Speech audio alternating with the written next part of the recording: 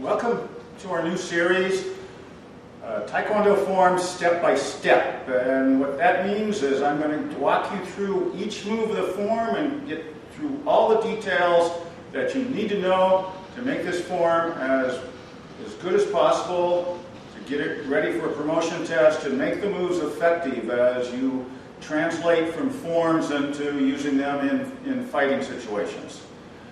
And I'm also going to tell you what you shouldn't do. So just pay attention here. We're going to walk step by step through the form. All right. Today we're going to do Dosan. Yellow belts, you probably have realized by now that Dosan is a lot harder. A big step up from Chunji and Donggun. It adds a lot of spinning. It adds kicks, standing on one leg.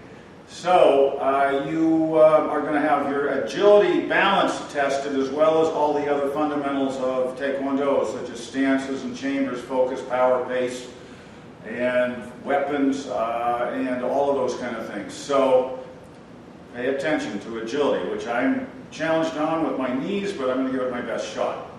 All right, so Dosan. Ay! Okay, first thing, let's set up this block, even though you should be setting it up in motion. So the first thing, you set up your block. You set it up just like a rising block, your chambering arm level with the floor, and your blocking arm a little bit behind the wrist, all right? Okay, so you do this as you step back, and as you step back, step straight back like you did in Chunji, and pivot into a front stance and do the block and punch. All right, I see a lot of people, they do Chunji straight back like that. When we get into Dosan, they curve around a little bit, and then the stance is too short. So make sure, again, just like in Chunji, that first front stance to the left is a perfect front stance. So step straight back and turn, get a front stance. Execute the high outer forearm block, vertical, straight up, elbow the same height as your shoulder. And then you do a reverse punch. Okay, now I want you to go 1, 2, or you can go 1, load it up, and 2, a little bit more power, but do not right now do something that's kind of flowy. At some point, you can practice a flow for a variety of other reasons, but right now I just want you to lock out on each move. Okay, then after you've done that punch, you quickly step to a ready stance and come out to the other side, do another high outer forearm block and punch. Now you look over here, you're going to do a knife hand guarding block in a back stance. You first lift your leg up to a crane stance by lifting your left foot to your right knee, and then you come down in that back stance. Get a good back stance. This is the only back stance you do in Dosan, the only knife hand guarding block. Demonstrate you know how to do it. As you step to a front stance for the spearhand, you're going to turn your left hand up, and you're going to put your right hand in the chamber. Make sure that the left hand is about as high as your face and the right hand's palm up. You're going to push down into a palm block, and then you're going to pop back up and you do a spear hand with the other hand. 1, 2. Eventually, as you get really good at the spear hand, you can do it almost all at the same time.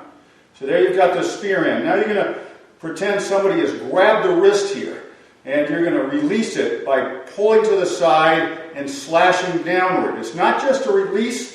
I'm figuring that person's got a leg forward, and I am going to attack the leg after I release like this. Got that? All right, so spear hand, release. Next thing is your spinning back fist. This is a challenge for agility because I want you to go up on the ball of your foot, and I want you to spin from this stance straight to a front stance facing that straight forward. So one of the things I don't want you to do is move a foot. I just want you to go from spear hand, release, and then spin all the way around and get ready for the back fist. Back fist, thumb down, palm away in a fist. Do a back fist to the temple, step into another back fist to the temple. Now you're going to do that spin again, 270 degrees. To the left, you go around and get in a front stance, outer forearm block, punch. Double quick step, outer forearm block, punch. Now comes a setup of 3 separate moves. You do it all at the same time. I'm going to do it one at a time. You cross your arms. Left arm's on the outside because the left foot's going to be in the front foot in a front stance. At the same time, you lift your left foot to your right knee, and you turn 15 degrees and do a wedgie block. So I want you to do it like this. 1, 2, up, come down, wedgie block. Make sure that back foot straightens out. We've changed the angle now so that you can see the form that goes the opposite direction, the moves that go the opposite direction. So here we're going to repeat this.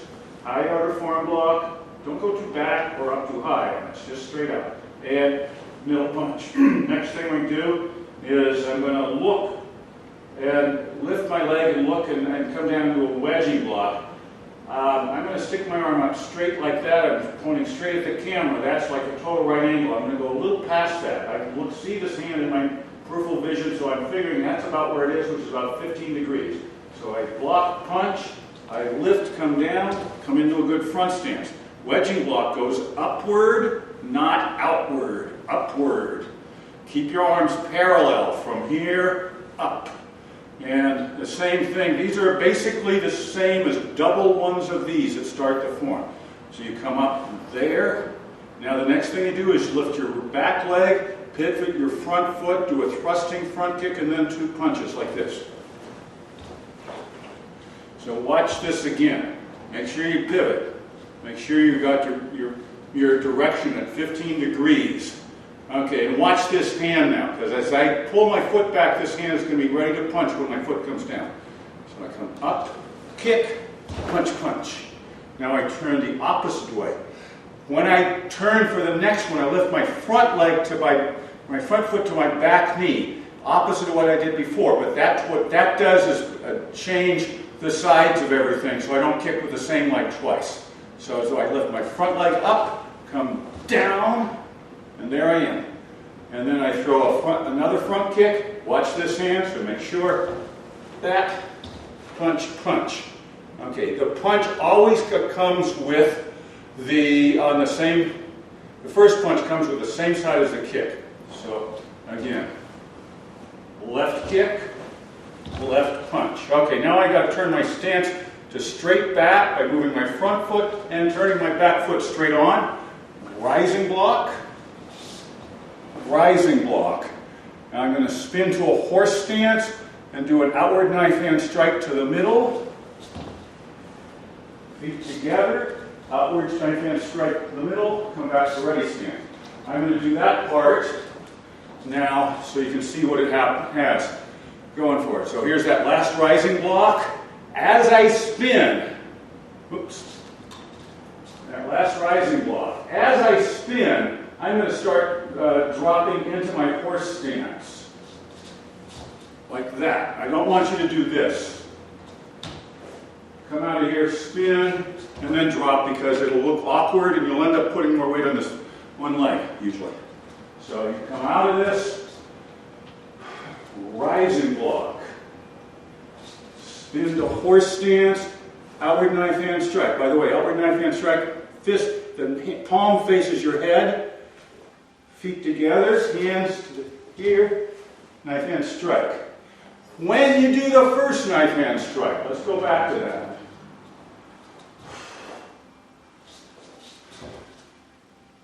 Don't do this. This is very common. The most commonly missed chamber is not chambering on that first knife hand strike. So knife hand strike, chamber hard.